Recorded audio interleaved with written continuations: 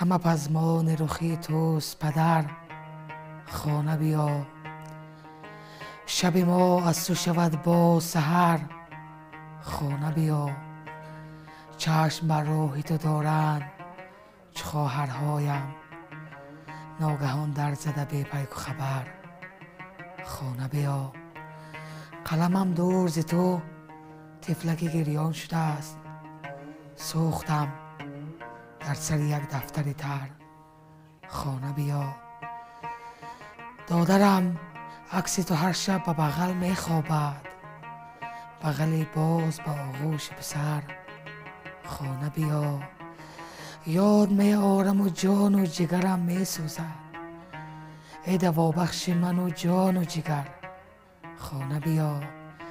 چشم مادر شده شوراب ترین چشمه ملک، آه ای ابر مهاجر ز سفر، خانه بیا.